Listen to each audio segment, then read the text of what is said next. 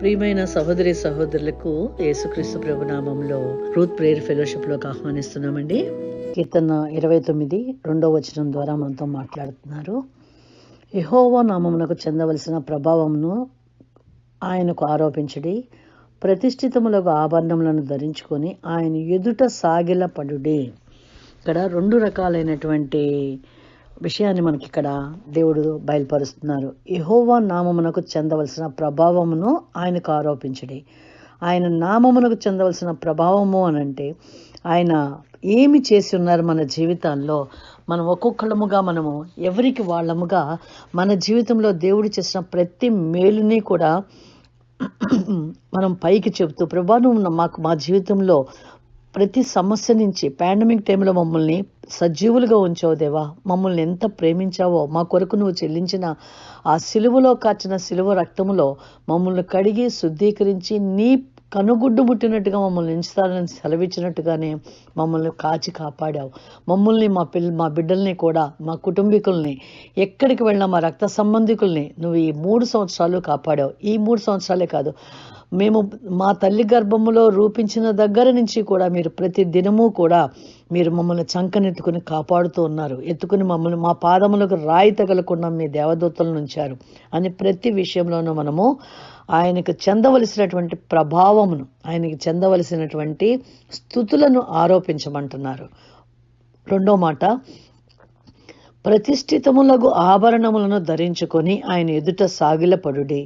ఈ ప్రతిష్ఠితములైన ఆభరణములు అనంటే మనము ధరించుకోవాల్సిన ఆభరణాలు ఏంటి? మనం ఇంట్లో ఉన్న బంగారు నగలు, వెండి నగలు కాదు మనం ధరించుకోవాల్సింది.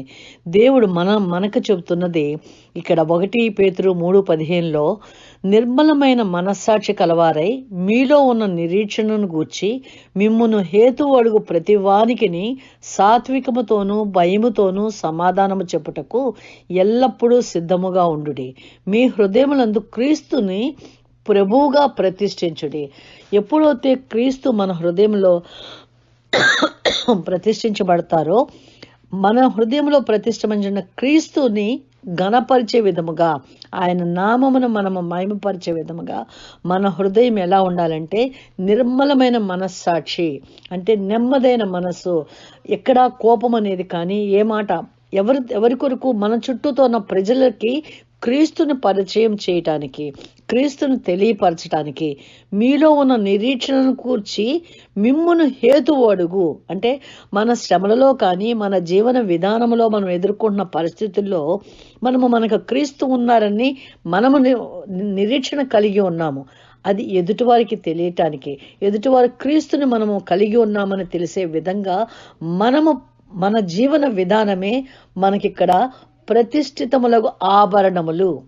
ఆయన్ని మనము ప్రకటిస్తున్నాం. మన హృదయం ద్వారా ఆయనకి ఘనతను తీసుకొచ్చే విధముగా ఉంది. ఇక్కడ ఒక ఉదాహరణ చెప్తాను నేను. ఇద్దరు గురించి చెప్పచ్చు మనం ఇక్కడ. ఎందుకని అంటే, కోరాహు ఏం చేశాడు? నీతో మాత్రమే మాట్లాడతాడా? మేము మా యొక్క అర్పణలో అంగీకరించడా అని ఒక 250 మందిని తీసుకుని సొంతంగా బయలుదేరి మోషేకి ఎదురు వెళ్తాడు. కానీ ఎవరి అర్పణలు అంగీకరించబడ్డాయి? మోషే దగ్గర ఉన్నటువంటి మోషే, అహరోన్లు, ఎలియాజరులు మాత్రమే వాళ్ళ అర్పణలు అంగీకరించబడి వాళ్ళు దహించబడ్డారు. ఆ అగ్నిలో వాళ్ళు తీసుకొచ్చిన అగ్ని ద్వారా వాళ్ళే దహించబడ్డారు. అలాగే అహరోను, మిరియము కూడా ఈమె మోషేతోనే మాట్లాడతారా, మాతో మాట్లాడరా అని అన్నారు. క్రీస్తు తండ్రి అయిన దేవుణ్ణి చూశారు, అద్భుతాలు చూసినటువంటి మిరియం, అహరోనులు కూడా అలా మాట్లాడినప్పుడు అహరోను మాట్లాడలా, కానీ మిరియము మాట్లాడితే అహరోను కామ్గా నిలబడి విన్నాడు. కాబట్టి అహరోను కూడా దేవుడు క్షమించారు. ఎందుకంటే యాజకుడిగా ఏర్పాటు చేసుకుని ఉన్నారు కాబట్టి అతనితో క్షమించారు. కానీ మాట్లాడిన మిరియముని క్షమించలేదు. ఆమెకి కుష్ఠవ్యాధి వచ్చింది అప్పటికప్పుడే. మరి అక్కడ అంటారు, తండ్రి ఉమ్మి వేస్తే 7 రోజులు ఊరికి దూరంగా ఉండదా అని అంటారు అక్కడ. ఆమె ఆ 7 రోజుల కాలం కూడా ఊరికి బయట ఉంటుంది.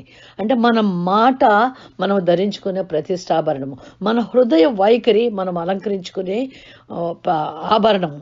ఈ ఆభరణాలను ధరించుకొని యెహోవా నామమునకు ప్రతిష్ఠితములకు ఆభరణములను ధరించుకొని ఆయన ఎదుట సాగిలపడడి. అంటే అంగీకార యోగ్యమైనటువంటి హృదయమును మనము కలిగి దేవుడి దగ్గరికి మనం వెళ్ళినప్పుడు దేవుడి వద్ద మనం చేసే ప్రార్థన ధూపము వలె వెళుతుంది. ఈ వాక్యం దీవించబడుగాక. ఆమేన్.